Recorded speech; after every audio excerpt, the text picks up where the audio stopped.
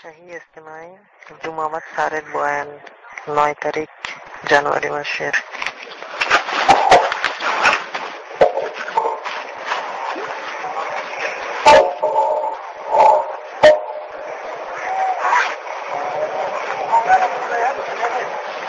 আলহামদুলিল্লাহ নাস্তাঈনুহু ওয়া নাস্তাগফিরুহু ওয়া নাউযু বিহি মিন শুরুরি আনফুসিনা মান ইয়াহদিল্লাহু ফালা মুদিল্লা লাহু ওয়া মান ইউদ্লিলহু ফালা হাদিয়া লাহু ওয়া আশহাদু আল লা ইলাহা ইল্লাল্লাহু ওয়া আশহাদু আন্না মুহাম্মাদান আবদুহু ওয়া রাসূলুহু। আউযু বিল্লাহি মিনাশ শাইতানির রাজীম। বিসমিল্লাহির রাহমানির রহিম। من عمل صالحا من ذكر أو أنثى وهو مؤمن فلنحيينه حياة طيبة ولنجزينهم أجرهم بأحسن ما كانوا يعملون. وقال رسول الله صلى الله عليه وسلم: يا أيها الناس قولوا لا إله إلا الله تفلحوا، أو كما قال عليه الصلاة والسلام. রসূল করিম সাল্লাল্লাহু আলাইহি ওয়াসাল্লাম হিজরত করে মদিনা শরীফে তাশরীফ আনলেন। মদিনার মানুষ কৃষি কাজ করেন, তাদের খেজুরের বাগান ছিল। মক্কাতে কৃষি কাজ নেই, খেজুরের বাগান কেমন করে করতে হয় সে জ্ঞানও তাদের কাছে নেই। খেজুরের বাগানের মধ্যে, খেজুরের চাষের মধ্যে একটা কাজ করতে হয় যেটা আমরাও জানি না। ওটা হচ্ছে গাছের মধ্যে নর গাছ মাদ্দা গাছ আলাদা। নর গাছের ফুল হয়, ওইটা একটু ভিন্ন ধরনের, সাদা ময়দার মতো দেখতে লাগে। নর গাছের ডাল এনে, ফুলের ডাল এনে মাদ্দা গাছের ডালের সাথে বেঁধে দিতে হয়, তাতে পরাগায়ন বেশি হয় আর ফসল ভালো হয়। এটাকে তালকিহ বলে। রাসূল করিম সাল্লাল্লাহু আলাইহি ওয়াসাল্লাম এটা দেখলেন আর জিজ্ঞেস করলেন, কেন করো? অনেক সময় কেন বলতে শুধু জানার জন্য হয়, অনেক সময় মনে হয় যে কথাটা বোধহয় অপছন্দ হয়েছে, যে তারা পরের বছর করলেন না আর ফসল কমে গেছে। যখন রাসূল করিম সাল্লাল্লাহু আলাইহি ওয়াসাল্লাম জানলেন যে ফসল কমে গেছে এই কারণে, তখন রাসূল করিম সাল্লাল্লাহু আলাইহি ওয়াসাল্লাম তাদেরকে বললেন যে এইসব দুনিয়ার কাজ তোমরা যেভাবে জানো সেভাবেই করবে। আনতুম আ'লামু বিউমুরিকুম দুনিয়া, দুনিয়ার ব্যাপারে তোমরা বেশি জানো, আর এবার তোমরা যেভাবে জানো সেভাবে করবে। আল্লাহ তাআলা রাসূল করিম সাল্লাল্লাহু আলাইহি ওয়াসাল্লামকে গোটা মানব জাতির জন্য মুআল্লিম বানিয়ে পাঠিয়েছেন। আপাত দৃষ্টিতে এই কথাটা মুআল্লিমের কথার মতো তো হলো না যে তোমরা যেভাবে জানো সেভাবেই করবে। মুআল্লিম তো বলবে যে আমি যেভাবে শিখাচ্ছি সেভাবে করবে, ওটা মুআল্লিমের মতো কথা হলো। আল্লাহ তাআলা রাসূল করিম সাল্লাল্লাহু আলাইহি ওয়াসাল্লামকে দ্বীন দিয়ে পাঠিয়েছেন। আর এই কথার মধ্যে এই কথাও একটু পরিষ্কার দেখা যাচ্ছে। আমরা অনেক সময় মনে করি যে দুনিয়া নামে কোনো জিনিস নেই, সবই দ্বীনের অঙ্গ। কথাটা একেবারে সম্পূর্ণ যে ভুল তাও নয়, তার কিছুটা অর্থ আছে। কিন্তু রাসূল করিম সাল্লাল্লাহু আলাইহি ওয়াসাল্লাম এই জায়গায় দুনিয়াকে আলাদা করেই বলেছেন। উমুরিকুম দুনিয়া, তোমাদের দুনিয়ার ব্যাপার। আর এটাকে রাসূল সাল্লাল্লাহু আলাইহি ওয়াসাল্লাম খারাপ বা নাজায়েজ তাও বলেননি, নিষেধ করেননি, এগুলো করবে না, বরং করতে বলেছেন। কিন্তু তোমরা যেভাবে জানো দুনিয়ার ব্যাপার। আল্লাহ তাআলা আম্বিয়া আলাইহিস সালাতু ওয়াস সালামকে পাঠিয়েছেন, আর সবশেষে রাসূল করিম সাল্লাল্লাহু আলাইহি ওয়াসাল্লামকে পাঠিয়েছেন গোটা দুনিয়ার মানুষকে দুনিয়া থেকে দ্বীনে আনতে। যদিও সম্পূর্ণ দুনিয়া বলতে যা হারাম বা নাজায়েজ তা কিন্তু নয়, এই ক্ষেত্রে যেরকম বোঝা আছে, করতে নিষেধ করেননি, করতে বলেছেন তোমরা যেভাবে জানো। কিন্তু রাসূল করিম সাল্লাল্লাহু আলাইহি ওয়াসাল্লাম এসেছেন দুনিয়ার মানুষকে দুনিয়া থেকে দ্বীনে আনতে। দুনিয়া কি মোটামুটি ভাবে এভাবে বলা যেতে পারে যে সম্পদ ভিত্তিক জীবন। সম্পদের উপর দখল, সম্পদ থেকে উপকার নেওয়া, এক্ষেত্রে যেরকম খেজুরের বাগান, উর্বর জমি জমি, এই সবগুলো সম্পদ, সেই সম্পদ থেকে ভালো ফায়দা নেওয়া, বেশি ফসল পাওয়া। তো দুনিয়ার মেহনত প্রধানত দুটো জিনিসকে নিয়েই হয়, সম্পদের উপর দখল, এটা হলো রাজা বাদশাদের কাজ। তারা অস্ত্র দিয়ে, ক্ষমতা দিয়ে, জনবল দিয়ে সম্পদ দখল করে। আর ব্যবসায়ীদের কাজ বিনিময়ের মাধ্যমে সম্পদ দখল করে। রাজা বাদশাহ হলেই যে নাজায়েজ হবে তাও নাই, খারাপ বাদশাও দুনিয়াতে ছিল, কাফির বাদশাহ ছিল, আবার ইমানদার নবী বাদশাও দুনিয়াতে ছিলেন। ব্যবসা বাণিজ্য এর মাধ্যমে সম্পদ অর্জন করা, এটাও কাফির মুশরিক এর মধ্যে আছে। আবার অনেক জেন্দার লোকও ব্যবসা বাণিজ্য করেছেন, লাভবান হয়েছেন, সম্পদের অধিকারী হয়েছেন। কিন্তু দুনিয়া একটা অংশ হলো ক্ষমতার মাধ্যমে হোক বা ব্যবসার মতো বিনিময়ের মাধ্যমে হোক সম্পদ নিজের দখলে নেওয়া।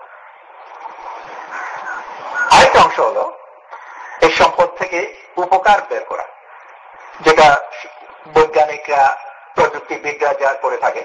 যে সম্পদের আমি মালিক হলাম ঠিকই, কিন্তু যদি ব্যবহার করা না জানি এর তার কোনো উপকার হবে না। জমির মালিক কিন্তু কৃষিকাজ জানি না, তো ফসল আসবে না। মালিক না হলে কৃষিকাজ জেনেও লাভ নেই, কারণ আমি বীজ বপন করবো, অন্য কেউ কেটে নিয়ে যাবে, যেহেতু জমিতে আমার মালিকানা নেই। আর শুধু মালিক হয়েও লাভ হলো না যদি আমি কৃষিকাজ না জানি। এরকম দুটো মিলে, পেট্রোলের মালিক হয়ে লাভ নেই যদি পেট্রোল ব্যবহার করার মতো ইঞ্জিন আমার কাছে না থাকে। আর ইঞ্জিন থেকেও লাভ নেই যদি পেট্রোল আমি দখল করতে না পারি। আল্লাহ তাআলা আম্বিয়া আলাইহিস সালামকে পাঠিয়েছেন নিজের জীবনের উপর দখল নেওয়া আর নিজের জীবন থেকে ফায়দা বের করা, এই কাজগুলো দিয়ে। মোটামুটি ভাবে এটাকে দিন বলা যেতে পারে। এগুলো সম্পদ ভিত্তিক জীবন, আর এগুলো ঈমান আমল ভিত্তিক জীবন। ঈমানওয়ালা, আমলওয়ালা ঈমান আমলের মাধ্যমে নিজেকে নিজের দখলে আনে আর নিজের জীবন থেকে, নিজের আমাল থেকে ফায়দা নেয়। ইব্রাহিম আলাইহিস সালাম শাম দেশে ছিলেন, উর্বর জমি, ভালো ফসল পাওয়া যায়। আল্লাহ তাআলা ইব্রাহিম আলাইহিস সালামকে মরুভূমিতে পাঠিয়ে দিলেন, পরিবার ওখানে প্রতিষ্ঠিত করলেন। আর ওখান থেকে পরবর্তীতে পুরা দুনিয়ার মানুষের জন্য নিজের জীবনকে সম্পদ হিসাবে কেমন করে ব্যবহার করা যায় এটা দুনিয়ার মানুষের কাছে তুলে ধরবে। দুনিয়ার সম্পদও আছে, নিজের জীবনও আছে, ভালো আমলও আছে। দুটো মিলে যদি উপকার পাওয়া যায়, উপকারটা কোত্থেকে এলো ভালো করে বোঝা যাবে না। যেরকম একজন রোগী, সে অ্যালোপ্যাথিক ওষুধও খেলো, হোমিওপ্যাথিক ওষুধও খায়, আবার হুজুরের কাছে পানি পড়াও খেয়েছে, আর রোগও সেরেছে। এখন কিসের রোগ সারল ওদের তো নির্ণয় করা বড় মুশকিল। কেন এমবিবিএস এর ওষুধও খেয়েছে, হোমিওপ্যাথিক ওষুধও খেয়েছে, পানি পড়াও খেয়েছে, এখন কোনটাতে সারল? তো যদি ভালো করে আলাদা করে দেখাতে হয়, বাকিগুলো বন্ধ করতে হয়, তা না হলে সাধারণ মানুষ ধাঁধায় পড়ে যাবে। তো যদিও সম্পদ ব্যবহার যায়, ইব্রাহিম আলাইহিস সালাম শাম দেশে ছিলেন, নবীদের নবুয়তের আগের জীবনও শুদ্ধ জীবন থাকে। তো ইব্রাহিম আলাইহিস সালাম যে সম্পদের মধ্যে ছিলেন, জোর দিয়ে বলা যেতে পারে যে এর মধ্যে কোনো হারাম বা এমন কিছু ছিল না, কিন্তু আল্লাহ তাআলা তবুও ছাড়তে বললেন। আর মরুভূমিতে এনে এটা জীবনকে গড়ে তুললেন, যাতে পরবর্তী মানুষ এই কথা বুঝে যে এখানে ঈমান আমলের শক্তি ছাড়া অন্য কিছু নেই। সামদেশেই যদি ওই জীবন ওই দিনকে করতেন, তাহলে পরবর্তী মানুষ ধাঁধায় পড়ত যে ভালো যে হলো এটা সম্পদের কারণে হলো না আমলের কারণে হলো, কথাটা বোঝা যাচ্ছে আলাদা করতে। ইব্রাহিম আলাইহিস সালামকে পাঠালেন শুধু মানুষের ঈমান আমলের ব্যবহার শেখাবার জন্য। ওরকমই আল্লাহ তাআলা সব নবীদেরকে পাঠিয়েছেন দুনিয়ার মানুষকে ভালো জীবন অর্থাৎ ঈমান আমল ভিত্তিক জীবনের দিকে ডাকার জন্য। মুসা আলাইহিস সালাম ওনার লাঠি ছিল, আবার ওই একই কথা, এই কথা ধারণা করার কোন অবকাশ নেই যে মুসা আলাইহিসসালামের হাতে যে লাঠি ছিল ওইটা জায়েজ ছিল না, কারো কাছ থেকে জিজ্ঞেস না করে কেটে নিয়ে চলে এসেছেন, এমন হতে পারে না। কারণ নবীদের জীবন, নবী হওয়ার আগের যে অংশ আছে সেই অংশ পাক পবিত্র থাকে। তো মুসা আলাইহিসসালামের হাতে লাঠি যেটা, ওইটা জায়েজ হালাল হওয়ার ব্যাপারে সন্দেহ করার কোনো অবকাশ নেই। কিন্তু আল্লাহ তাআলা ওটাকে ফেলে দিতে বললেন। আর মুসা আলাইহিসসালামের জন্য লাঠি ফেলে দেওয়া মানে ওনার পেশা ফেলে দেওয়া, কারণ রাখাল ছিলেন, আর রাখালের কাজ লাঠি দিয়ে হয়।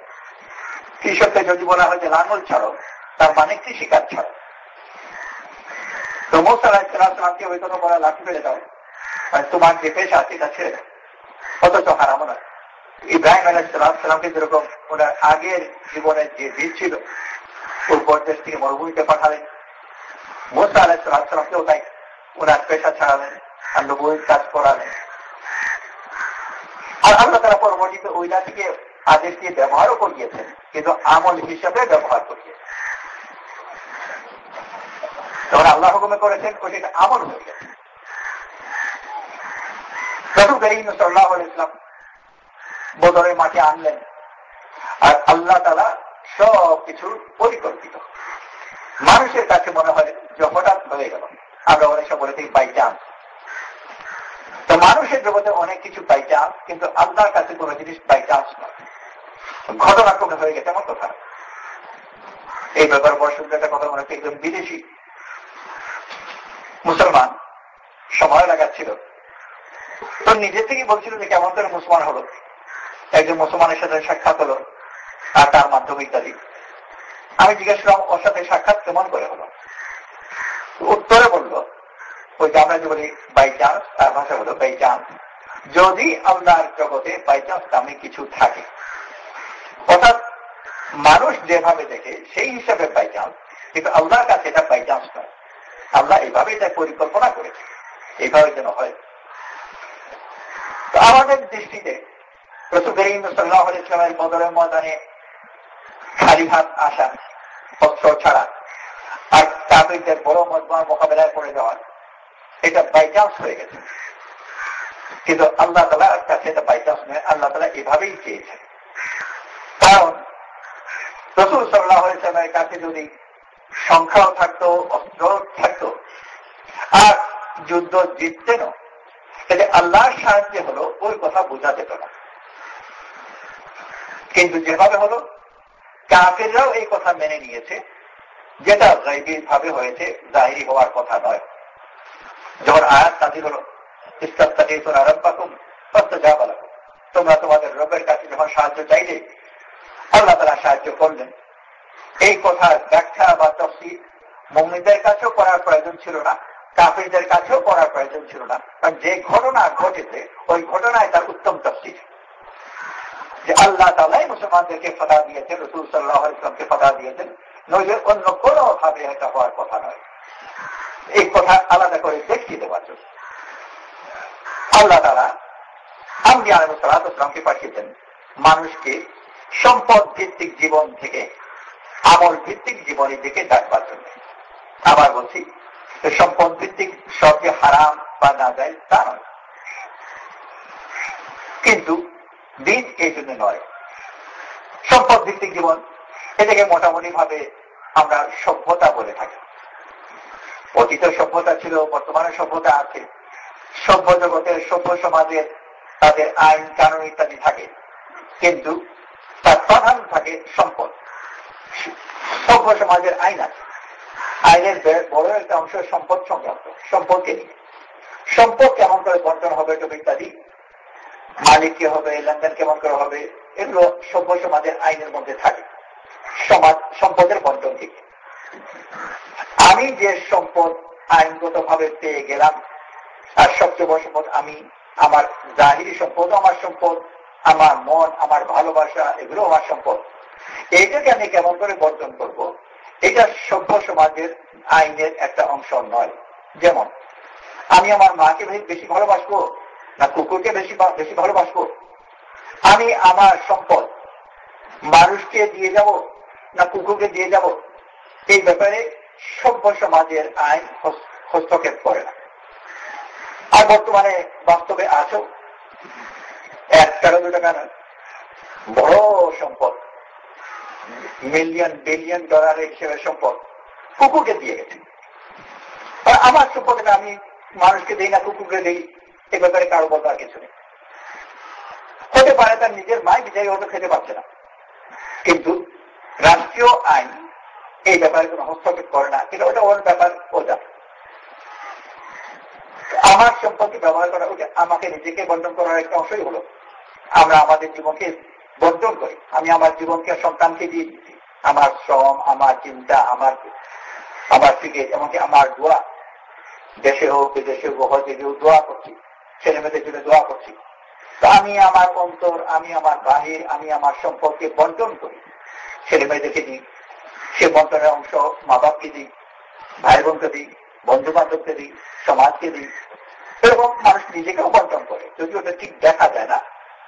কিন্তু এবার সভ্য সমাজের রাষ্ট্রীয় আইনের অংশের আওতার মধ্যে এগুলো আসে না।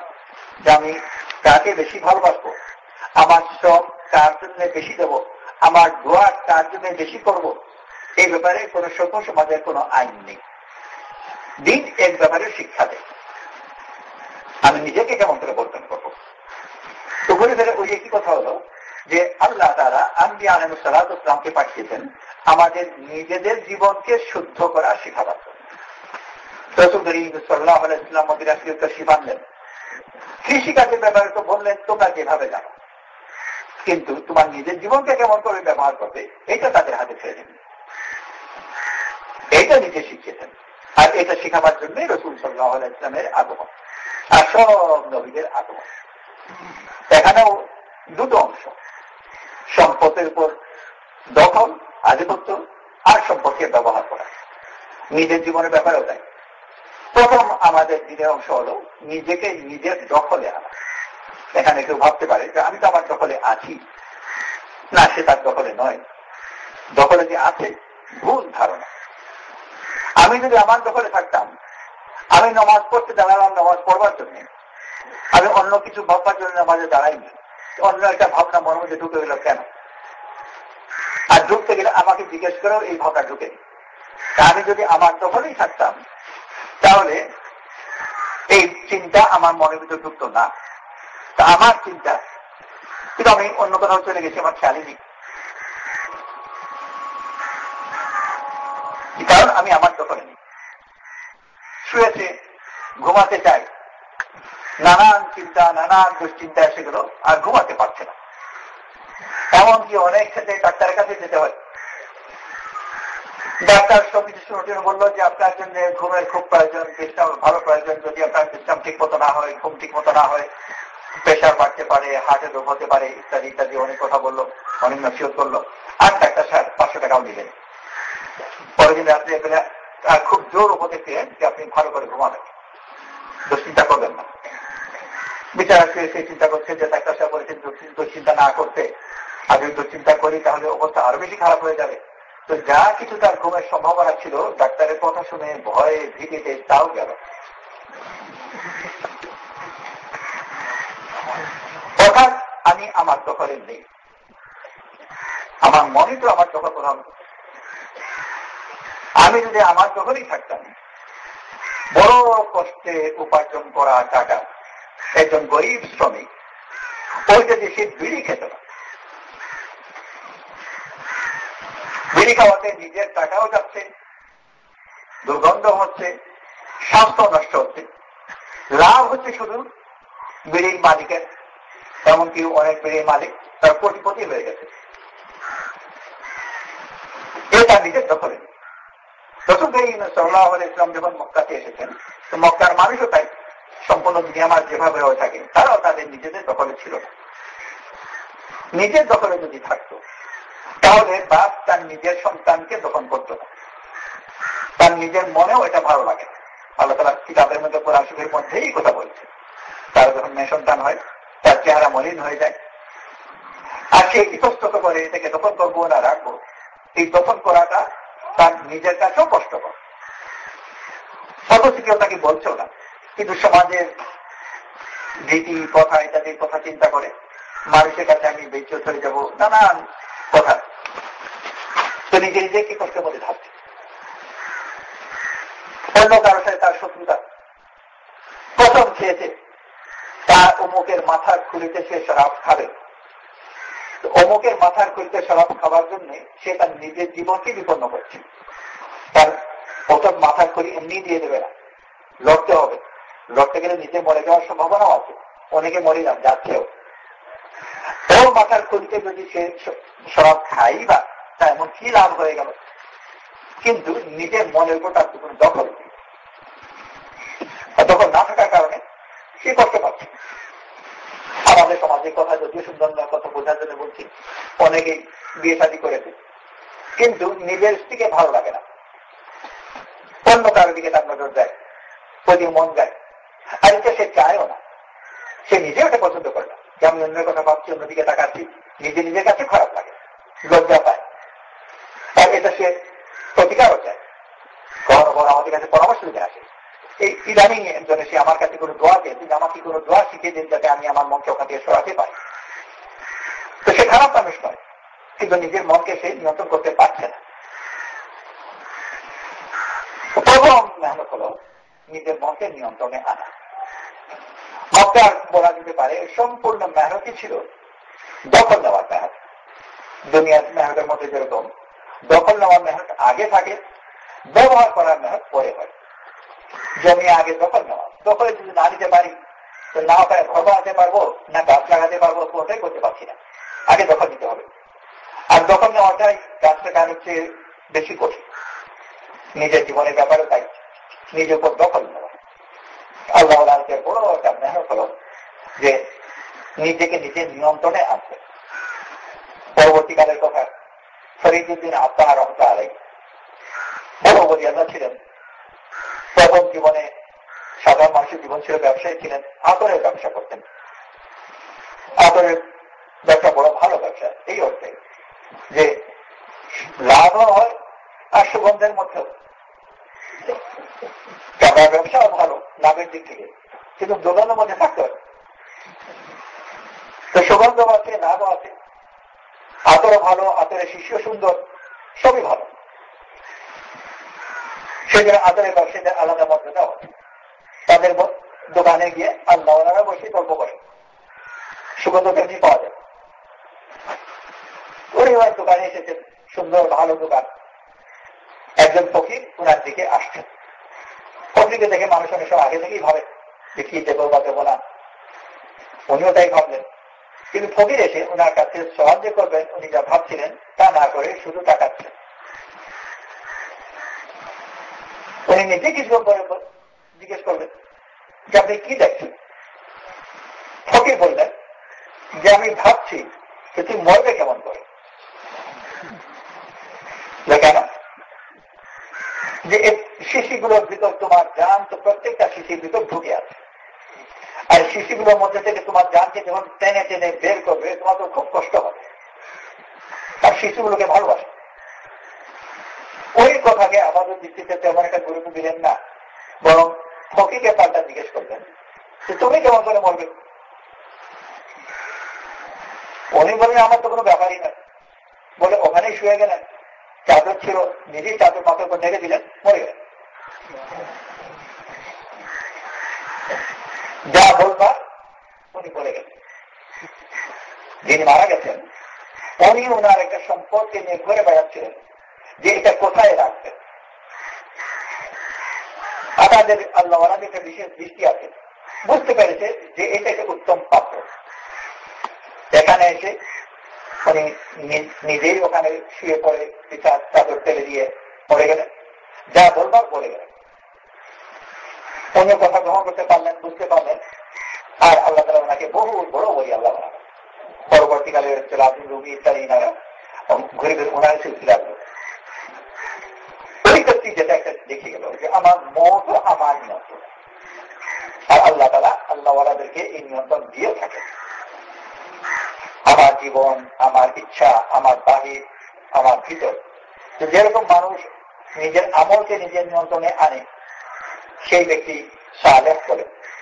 শুদ্ধ, তার আচরণ শুদ্ধ, অনিয়ন্ত্রিত কোনো আমল নয়, কথা বলা, চোখের দেখা, হাতের ধরা সবগুলো শুদ্ধ। ওরকম তার মনের ভিতরও সম্পূর্ণ নিয়ন্ত্রিত, এমন কোন চিন্তাও সে করে না যে চিন্তা করার কোন প্রয়োজন নেই, বরং যেটা করা উচিত ওটাই করে। তার ভালোবাসা, কাকে ভালোবাসবো, কতটুকু ভালোবাসবো, মাওকে ভালোবাসে, মেয়েকেও ভালোবাসে, ছেলেকেও ভালোবাসে, গরুকেও ভালোবাসে, কুকুরকেও, বিড়ালকেও, কিন্তু সবগুলো মা বাবা আল্লাহ তাআলা নাম দিয়েছে। কুকুরকে যে ভালোবাসবো না এমন কথা না, কুকুরকে ভালোবাসা, কুকুরকে পানি দিয়েও মানুষ নাজাত পেয়েছে, হাদিসের উল্লেখ আছে। কিন্তু কুকুরের হক কতটুকু, মানুষের হক কতটুকু, এটা মাপও আল্লাহ তাআলা দিয়েছে। আর এই মাপ মতো মানুষ চলতে পারে যদি সে তার ভালোবাসাকে নিয়ন্ত্রণ করতে পারে। আল্লাহ তাআলা আম্বিয়া আলাইহিস সালাতু ওয়াস সালামকে পাঠিয়েছেন নিজের জীবনকে শুদ্ধ করা। প্রথম অংশ হলো নিজেকে নিজের দখলে আনা, যে আমার বাহ্যিক আমল, আমার ভিতরের অবস্থা সবগুলো যেন আমার ইচ্ছা মতো হয়। যেমন বললাম যে আমি চাই না দুশ্চিন্তা করতে, কিন্তু দুশ্চিন্তা তবুও হচ্ছে, তেমন আমার দখলে নেই। নিজেকে দখলে আনা। মক্কা শরীফের সম্পূর্ণ মেহনত ছিল নিজের দখলের মেহনত, প্রধানত। দখল পাওয়ার পরে এটা থেকে ফায়দা নেওয়া, কি কেমন করে আমল করবো, কি দোয়া করবো, এগুলো মদিনা শরীফ শিক্ষা দেওয়া হয়েছে। দখল যদি না থাকে তাহলে গাছ আমি লাগাবো, ফসল অন্য কেউ কেটে নিয়ে যাবে। ঠিক ওরকম আমার মনের উপর যদি দখল না থাকে তাহলে মেহনত আমি করব, ফসল অন্য কেউ কাটবে, আর যে ফসল কাটবে সে যে তার নিজের লাভ করছে তাও হতে পারে, নিজের ক্ষতি হতে পারে, শত্রুর লাভ হতে পারে। হজে গেলাম, দোয়া করলাম যে আল্লাহ তুমি আমার ছেলেকে বহুত বড় অনেক টাকা পয়সা দাও, আমার দোয়া কবুল হয়ে গেল, আর ছেলে অনেক ধনী হয়ে গেল, বা নিজে হয়তো ধনী হয়ে গেলাম, ধনী হয়ে বিলাসী জীবনযাপন করতে আরম্ভ করলাম। এতে বেদিনদের লাভ হলো, দিনদারদের ক্ষতি হলো, আমি নিজে অহংকারী হলাম। তো আমার এই দোয়াতে আমি ক্ষতিগ্রস্ত হচ্ছি, আর নিজের দোয়াতে ক্ষতিগ্রস্ত হওয়া এটা কোনো আশ্চর্য কথা নয়। ইবলিস দোয়া করেছে, কবুলও হয়েছে, কিন্তু এতে ইবলিসের নিজেরও কোনো ফায়দা হয়নি। কমে আজ দোয়া করেছে, কবুলও হয়েছে, কোরআন শরীফে উল্লেখ আছে, আর নিজেদের দোয়াতে নিজেরা ধ্বংস হয়ে গেছে। আমার জমি গাছ লাগালাম, কিন্তু শত্রু ফসল কেটে নিয়ে গেল। যদি আমি দোয়া করা শিখে ফেলি আর নিজেকে দখলে না আনি, তাহলে আমার দোয়াতে কে লাভবান হচ্ছে ওইটা বুঝি না, কারণ আমার তো আমার নিয়ন্ত্রণে নেই। এই জন্য আল্লাহ তাআলা আম্বিয়া আলাইহিস সালাতু ওয়াস সালামকে দ্বীন দিয়ে পাঠিয়েছেন। রাসূল করিম সাল্লাল্লাহু আলাইহি ওয়াসাল্লাম দিনে মেহনত করেছেন, মক্কাতে দোয়া করা শিখান। প্রাথমিক অবস্থায় যদি কেউ দোয়া করা শিখে নিত তাহলে মক্কার যে সমাজ ছিল সেই সমাজ দোয়া শিক্ষা দিলে তারা দোয়া শিখত, দোয়া করতো, হয়তো বা কবুল হতো। আর ফল এই হতো যে এই কবিলার দোয়াতে ওই কবিলা শেষ, ওই কবিলার দোয়াতে এই কবিলা শেষ, আর তারপর দেখা যাচ্ছে মক্কাতের কোনো মানুষ নেই যেগুলো আগে তলোয়ার দিয়ে পরস্পরকে মারবার চেষ্টা করতো, তলোয়ার দিয়ে যেটুকু পারেনি বাকি দোয়া দিয়ে মেরে ফেলেছে, লাভ হতো না কিছু। কিন্তু মদিনাতে গিয়ে যখন দোয়া শিখিয়েছেন তখন এটা তাদের নিয়ন্ত্রণে আছে। আর এমন এমন দোয়া করেছেন যে দোয়াতে নিজের লাভ হয়, পরের লাভ হয়, ক্ষতি কারোই হয় না। কারণ এর আগে শিখতে হয়েছে যে আল্লাহর কাছে আমি কি চাই। পরামর্শের একটা কথা বলা হয়, সব ঘটনা কি চাই না, বা হয়তো একটা কথা আল্লাহ ওরা বলেছে কথা বোঝাবার জন্য। একজন মরিদ ওনার পীরের কাছে চাইতেন যে আমাকে ইসমে আজম শিখিয়ে দিন। ইসমে আজম আল্লাহর ওই নাম যে নাম দিয়ে দোয়া করলে দোয়া কবুল হয়, কিন্তু পীর সাহেব ওনাকে শিখাননি। পরে কারণে পীর সাহেব ওনাকে কোনো কাজে পাঠালেন। ফিরে আসার পরে সম্পূর্ণ ঘটনা শোনার পরে বড় দুঃখ করলে বলেন, হুজুর আমাকে আপনি ইসমে আজম শিখাননি, যদি শিখে থাকতেন এটাকে আমি বড় ব্যবহার করতাম। কি ব্যবহার করতেন? দেখলাম পাহাড় থেকে একজন গরিব বৃদ্ধ মানুষ বড় কষ্ট করে পাহাড় থেকে গাছ কেটে খড়ি কেটে বাজারে বিক্রি করবার জন্য গরিব মানুষ তারা এনেছে, কিন্তু যেমনি শহরে বাজারের কাছে নিয়ে একজন সরকারি পেয়াদা ও ছিনতাই করে সব খড়িগুলো নিয়ে গেল। সে বিচার দুর্বল মানুষ, তাকে লাঠি মেরে ফেলেও দিল, তার খড়ি নিয়ে গিয়ে বিক্রি করে সব টাকা নিয়ে চলে গেল। পেয়াদা আমিও কিছু বলতে পারি না, সাহস নেই, এরকম জুলুম করলো। আমি যদি ইসমে আজম জানতাম তাহলে ইসমে আজম দিয়ে ওই পেয়াদার জন্য আমি বদলা দিতাম, এরকম জালিম। আর ওই বুড়োকে আমি সাহায্য করতাম। উনি বললেন যে তুমি যে বুড়োর কথা বলছো, যাকে মেরে তার শপথ নিয়ে গেল, উনি আমার শেখ, আর ইসমে আজম আমি ওনার কাছ থেকেই শিখেছি। ইসমে আজম উনি নিজেই জানেন, কিন্তু এটা এই পেয়াদের উপর প্রয়োগ করছেন না। ছুরিটা হাতে পেয়ে যাওয়া খুব একটা কঠিন কাজ নয়, যে ছুরি দিয়ে কাকে মারবো ওইটা জানা এর চেয়ে বেশি কঠিন কাজ। দোয়াও এরকম বড় অস্ত্র, কিন্তু অস্ত্র কার উপর প্রয়োগ করবো এটা না জেনে যদি অস্ত্র হাতে পেয়ে যাই, এতে নিজেরও লাভ হবে না, পরেও লাভ হবে না। তো মদিনাতে দোয়া করা শিখিয়েছেন, মক্কাতে শুধু নিজের উপর নিয়ন্ত্রণ, যেটাকে ঈমান এবং ঈমানী মেহনত বলে, ওইটাকেই প্রাধান্য দিয়েছেন। আল্লাহ তাআলা বড় মেহেরবানিতে আমাদেরকে দ্বীন দিয়েছেন। আল্লাহর পথে বের হয়ে আমরা নিজেদেরকে দ্বীনের নিয়ন্ত্রণে, আল্লাহর নিয়ন্ত্রণে আনি, আর আল্লাহর কথা মতো, রাসূল সাল্লাল্লাহু আলাইহি ওয়াসাল্লামের মতো নিজেকে ব্যবহার করি, আর তারপর দোয়া দিয়ে আল্লাহর কাছ থেকে আমরা নিজেও নেই, পুরা দুনিয়ার মানুষকেও দিই। সেদিন আল্লাহর পথে ব্যবহার নিয়ত করি। ঠিক আছে ইনশাআল্লাহ? আমার সবাইকে তৌফিক নসিব করে আমরা নিয়ত করি, সবাই চিল্লার জন্য, তিন চিল্লার জন্য আমাদের ইজতেমা চলছে, ইজতেমা থেকেই যদি বেরোতে পারি বড় ভালো। আমার সবাইকে তৌফিক নসিব করে। সুবহানাল্লাহি ওয়া বিহামদিহি, সুবহানাকা আল্লাহুম্মা ওয়া বিহামদিকা, নাশহাদু আল্লা ইলাহা ইল্লা আনতা, নাস্তাগফিরুকা ওয়া নাতুবু ইলাইক। سبحان ربك رب العزة عما يصفون وسلام على المرسلين والحمد لله رب العالمين. آمين.